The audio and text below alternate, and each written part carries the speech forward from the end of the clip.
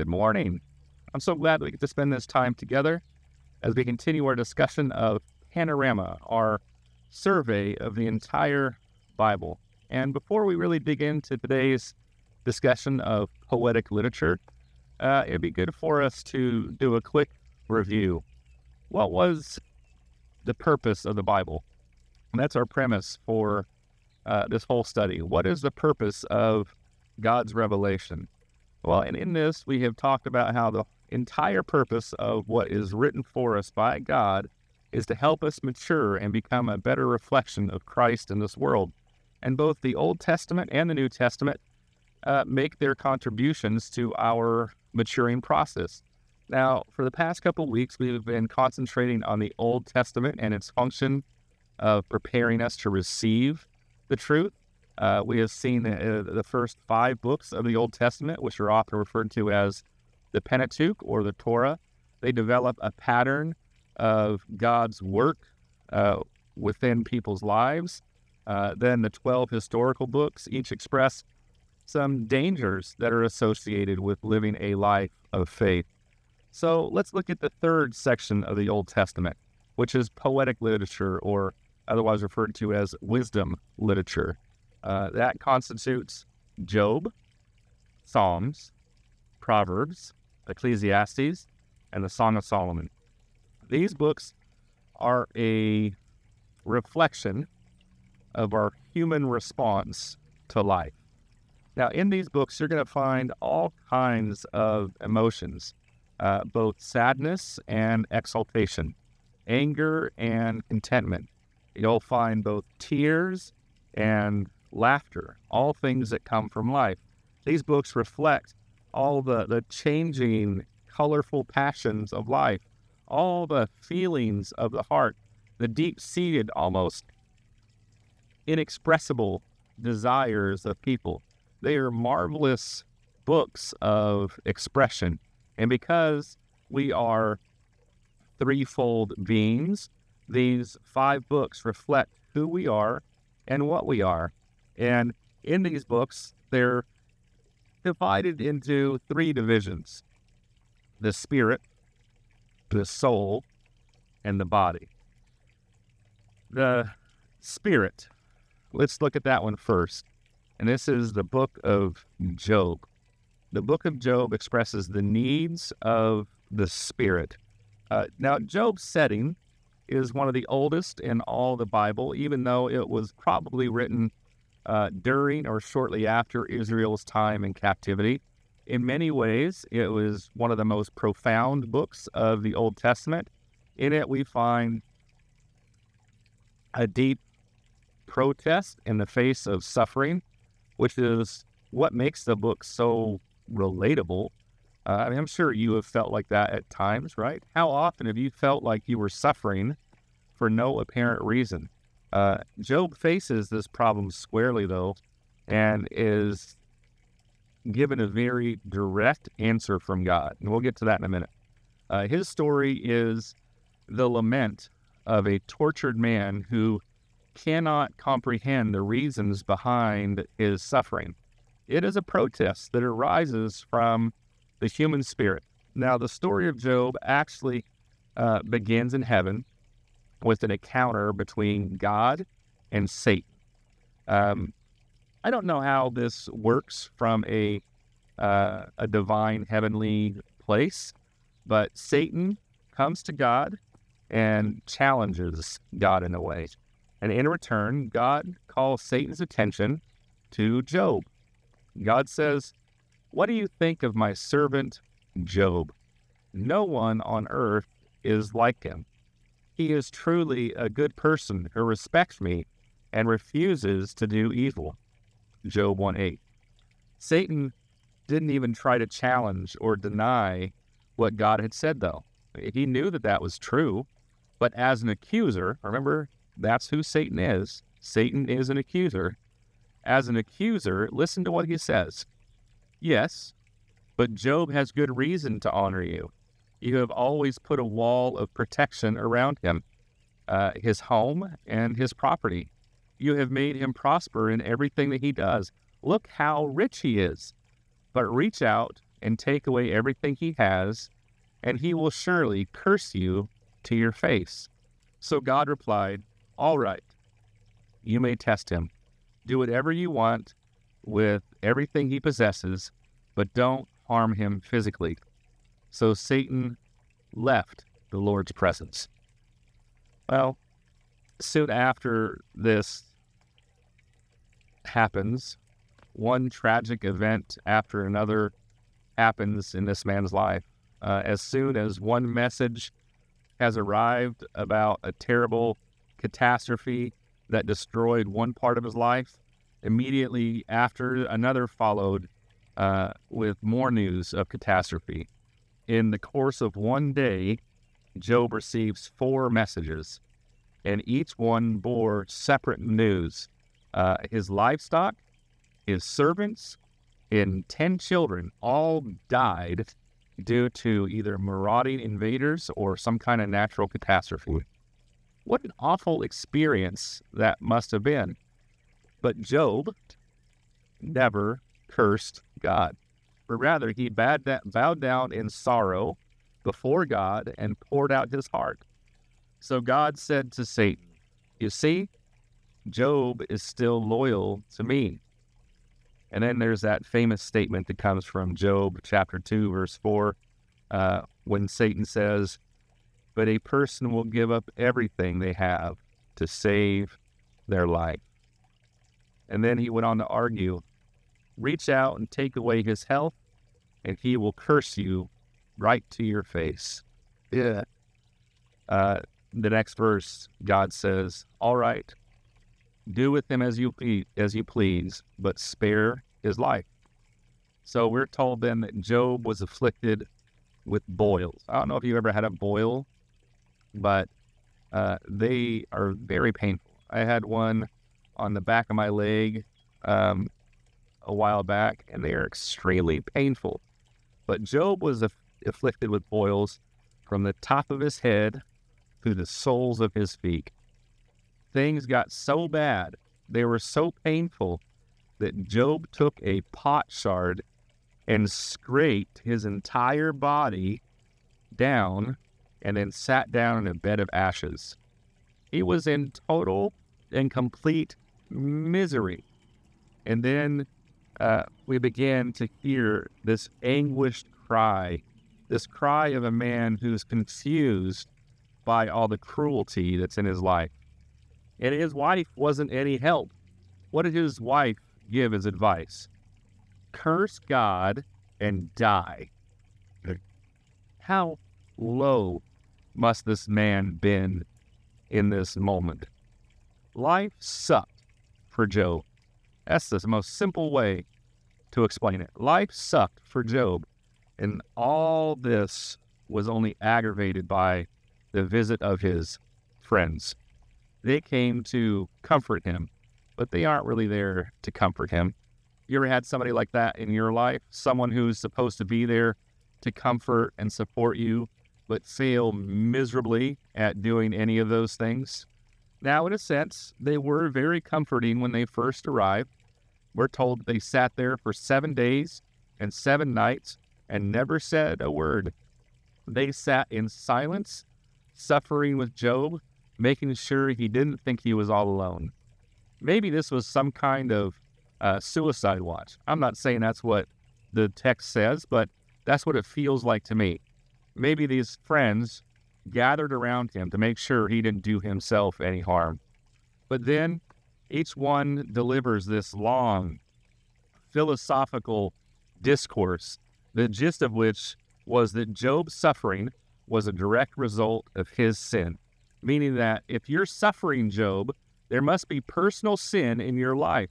So each one tried to get Job to confess to the sins in his life that would cause this serious degree of suffering that he was experiencing. And there are still people like that today. People that try to convict you of things that they have no business of trying to convict you of. And Job replied as well as he could, and yet he really got nowhere. His agony was only increased by these friends. Then there's this fourth friend who speaks up, a young man who had kept silent as long as he could. But then he began speaking to Job because he couldn't hold his tongue anymore. And his argument was that everything was happening to him to bring him back into fellowship with God.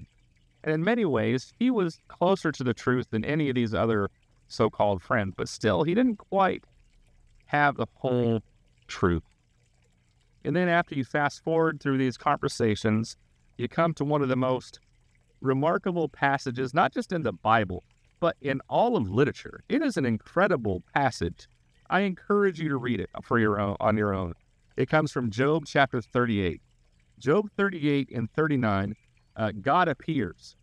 God appears to Job. You see, Job had called for a blood redeemer that would hunt down God so that Job can hold him liable for everything that happened in his life. But things don't work out so well for Job when God shows up. God begins by saying in Job 38, verse 2, "Who is this that questions my wisdom with such ignorant words? Because I have some questions for you, and you must answer them." Then God asks Job a few simple questions, starting with these. "Where were you when I laid the foundations of the earth? Tell me, do you have any understanding of how this happened? Who determined its measurements? Surely you know. Or who stretched a line upon it? Or where its footing sunk? Who placed the cornerstone while the morning stars sang and the angels rejoiced?" Those are some tough questions, right? Then God moves on to even more difficult questions. "Have you commanded the morning since your days began? Have the gates of death been revealed to you? Where does the light come from? And where does the darkness go? Does the rain have a father? Who gives birth to the dew?" And God just continues throwing these body blows, right? These gut punches, these questions at Job that are so difficult and so poignant. He says something like, "Who set the stars whirling in their courses? And who maintains the universe?" And when God is through, Job is flat on his face, laying in the dirt, crying out, "I take back everything I said, and I now sit here in dust and ashes to show my repentance." That is the central theme to this incredible book. Paul has a similar realization when he's writing to Romans chapter 7, verse 24. "Oh, what a wretched man I am. Who will deliver me from this body of death?" He has this same realization. This same realization about God helps Job understand. What Job saw as punishment or unnecessary suffering was in fact God's way of teaching us reliance upon our Heavenly Father for everything. God has to be enough for us in every situation. Did you get that? God must be enough for us in every situation in life. All we need is God and God alone. When we come to a point in our lives like Job in chapter 42 or Paul in Romans 7, when we get to that point when we realize, "Oh, what a wretched person I am,"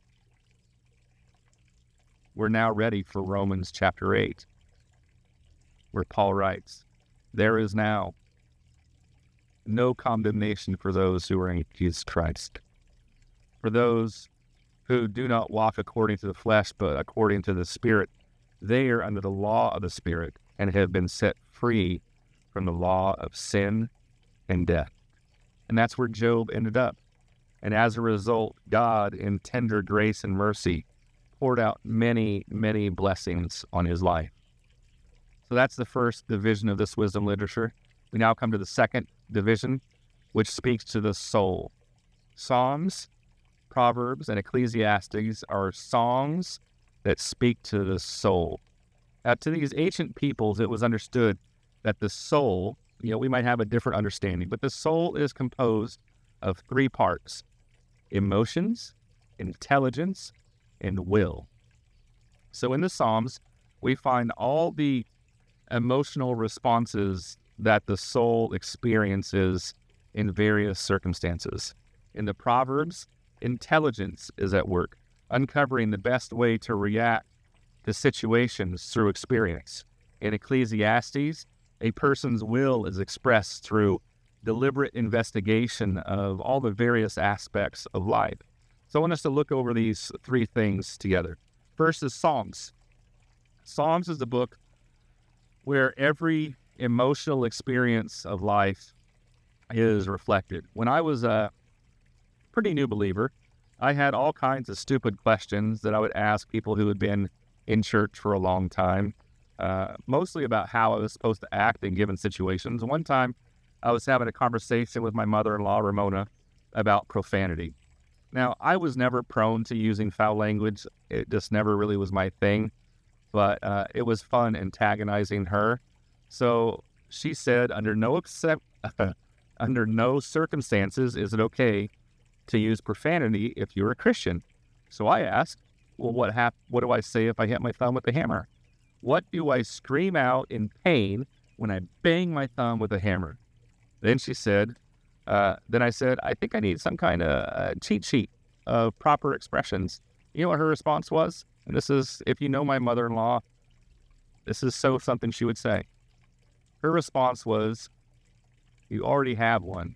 It's called the Book of Psalms. Now, I say all that because the Psalms are meant to convey every possible emotion. In the 5 books of Psalms, you find the same 5-fold pattern that we found in the books of Moses. You remember that pattern? Genesis, if you remember, is the book of human need. And in the first book of Psalms, that's Psalms 1 through 41, you have all this great insight into the needs of the human heart. For example, the 23rd Psalm, the Lord is my shepherd, I shall not want. The Lord makes me lie down in green pastures and leads me beside still waters, restoring my soul. This is an expression of the heart's hunger and need for a good shepherd. And then when you get to, remember, the book of Exodus is a book of grace. It's a book about redeeming love. This is the same note that's struck in the second book of Psalms, Psalm 42 through 72.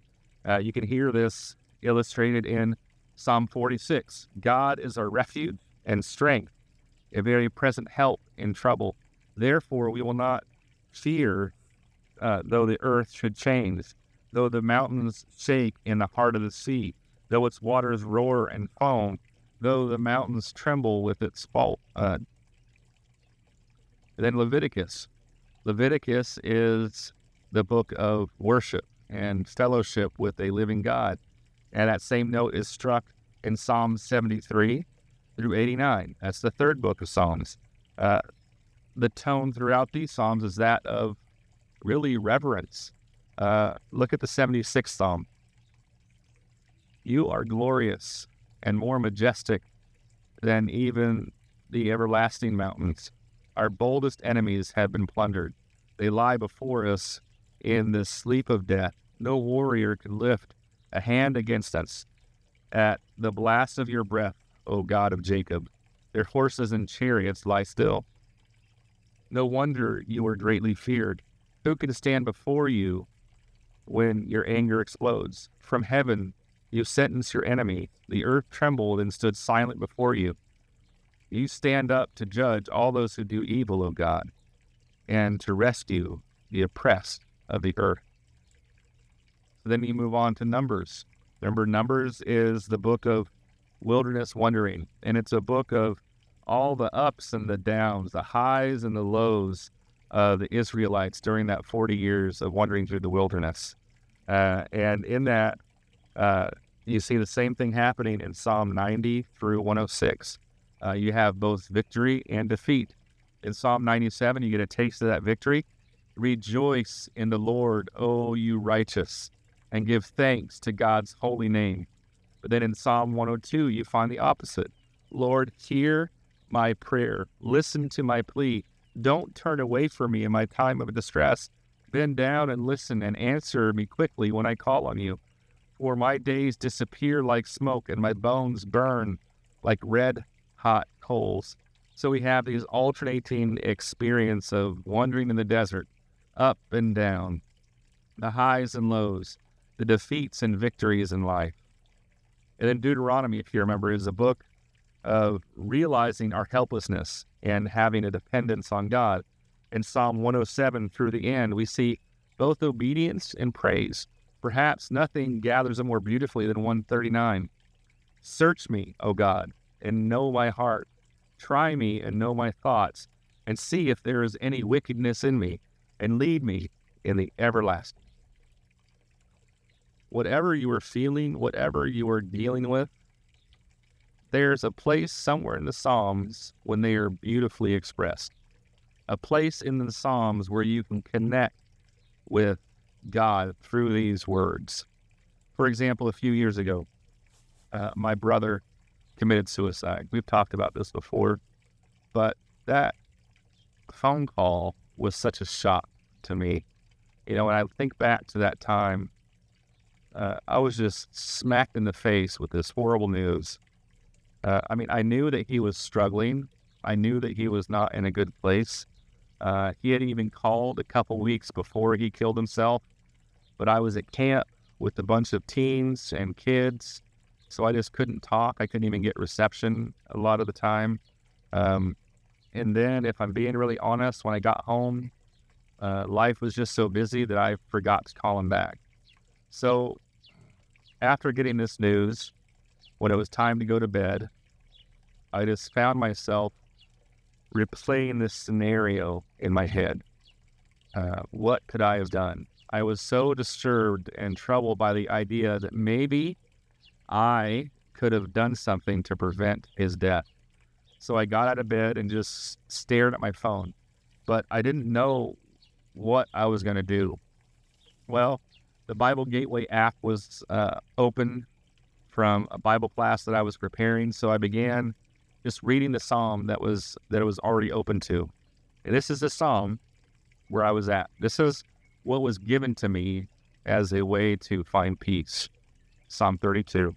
Therefore, let all the godly pray to you while there is still time, that they may not drown in the floodwaters of judgment. This is what got me. For you are my hiding place.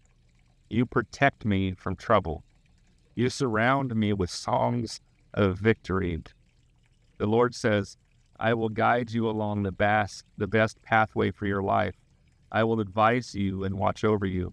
Do not be like a senseless horse or mule that needs a bit and a bridle to keep under control. Many sorrows come to the wicked, but unfailing love surrounds those who trust the Lord. So rejoice in the Lord and be glad, all you who obey him. Shout for joy, all you whose hearts are pure. And in that time of distress, this passage quieted my heart. The Psalms are an incredible place to go in times of distress and heartache and sorrow. However, they are also a great place to go in times of exaltation and rejoicing, in gladness and in hope. All the expressions of the heart are reflected in the Psalms.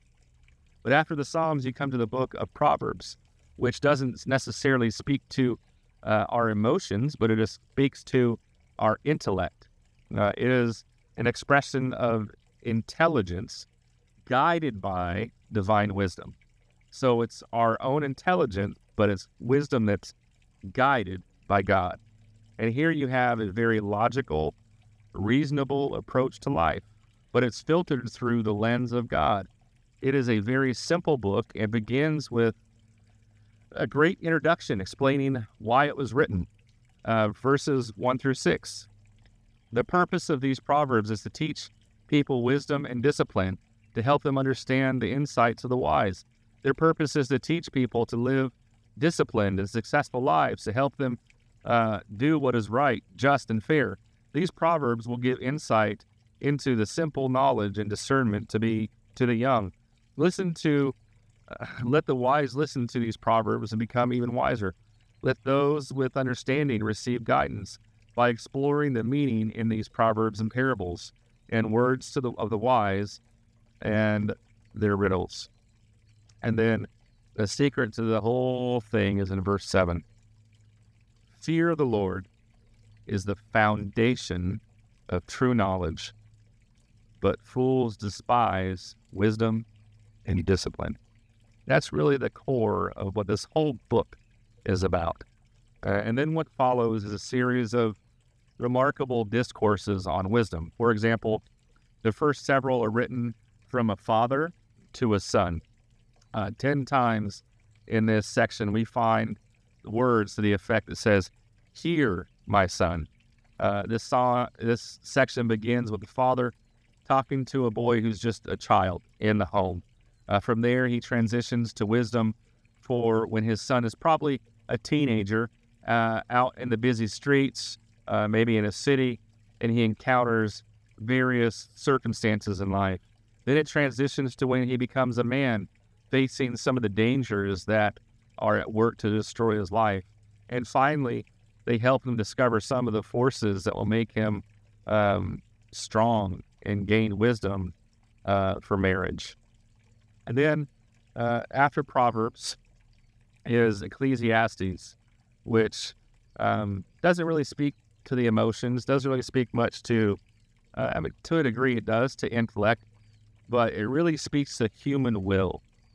It represents a person's rebellion against the meaningless nature of existence. He was somewhat of a nihilist in at least one regard. But it's one man's investigation, and this person who's doing the investigating has unlimited resources, unlimited money, and the complete freedom to spend his time doing whatever he wants. There's no one who's going to tell him what he can and can't do. Now, the king who writes this is traditionally thought to be Solomon, but based on how it's written, the structure of it, if you really break down some of the phrases, it was more likely Hezekiah. But whoever it was, that really doesn't matter. They're trying to answer two basic questions.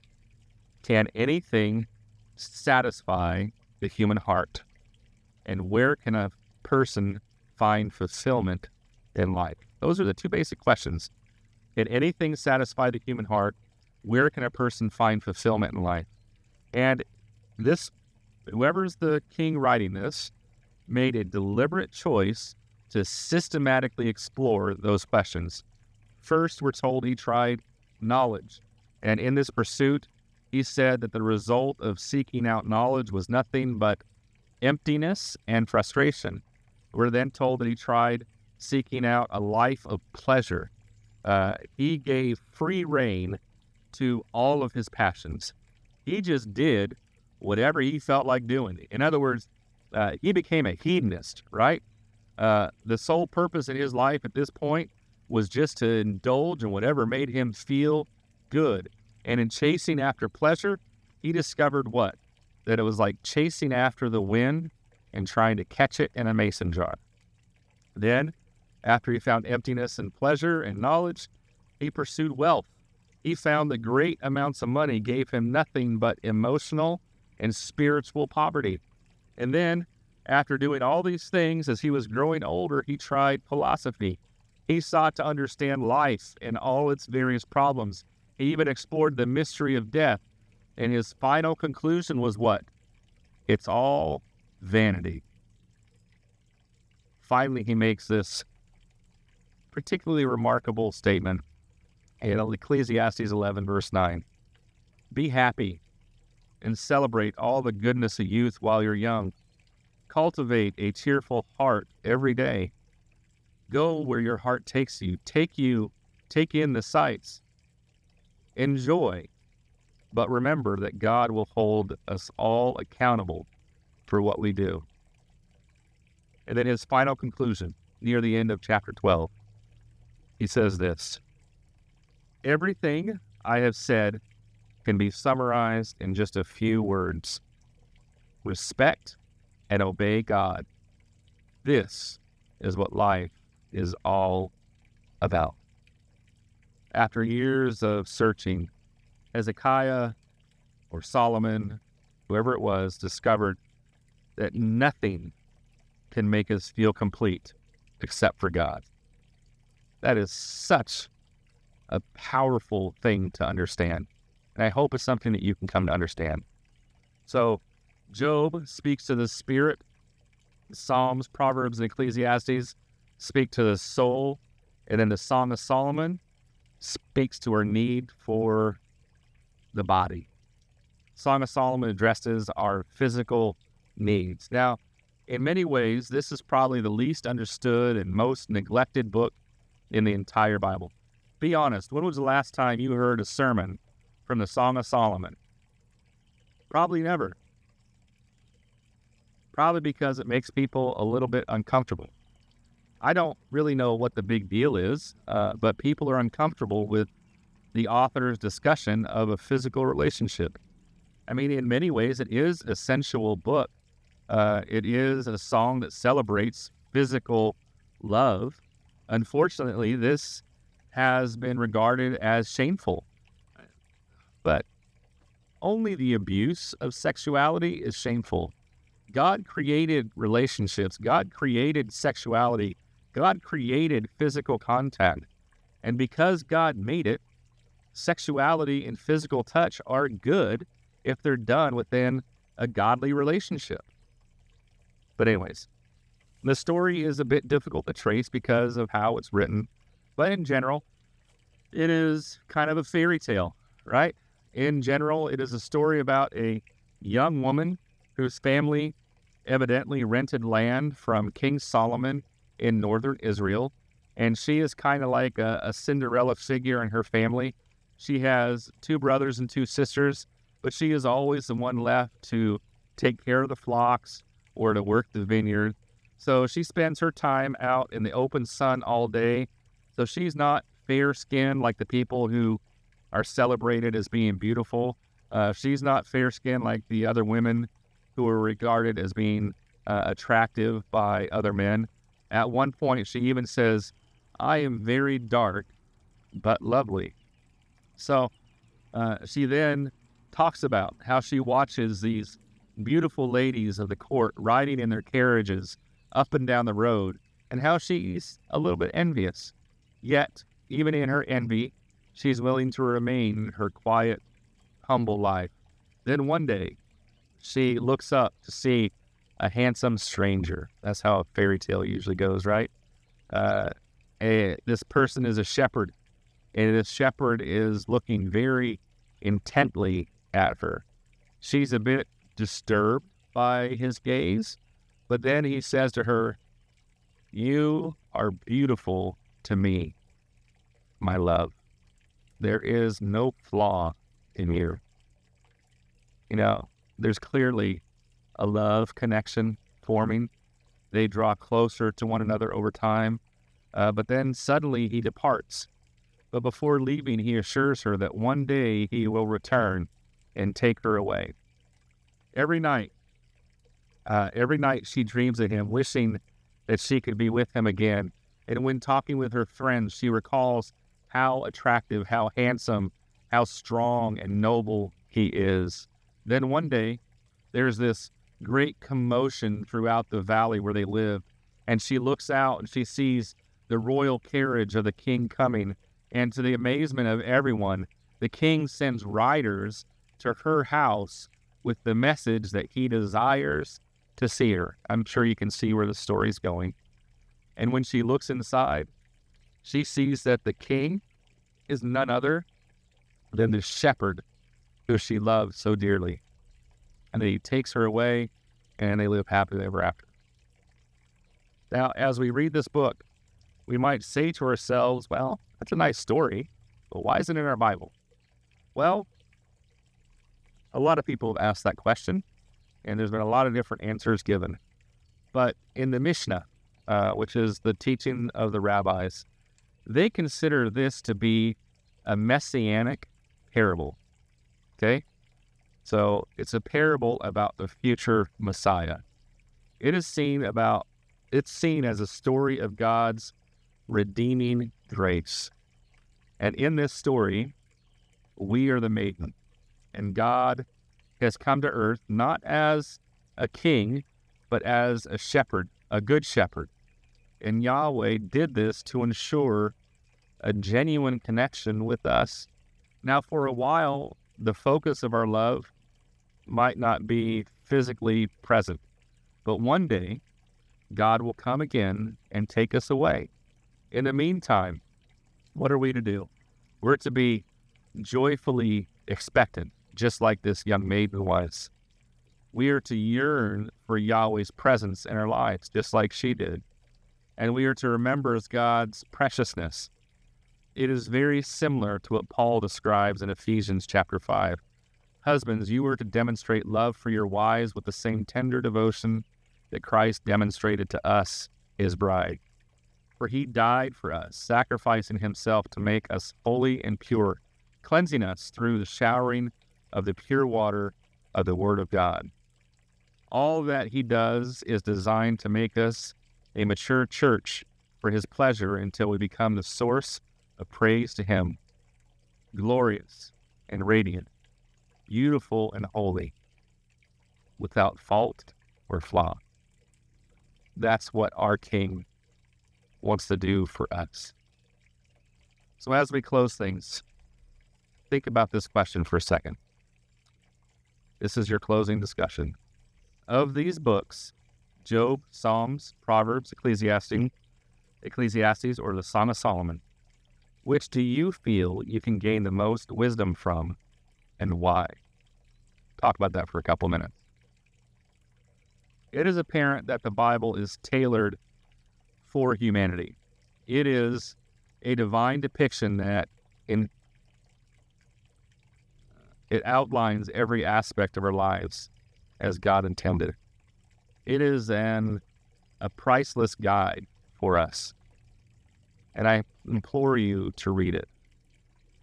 Everything that you find there, whether you know it or not, is there to help you become a more mature follower of Jesus Christ. Thank you for being here today. I hope to talk to you again real soon.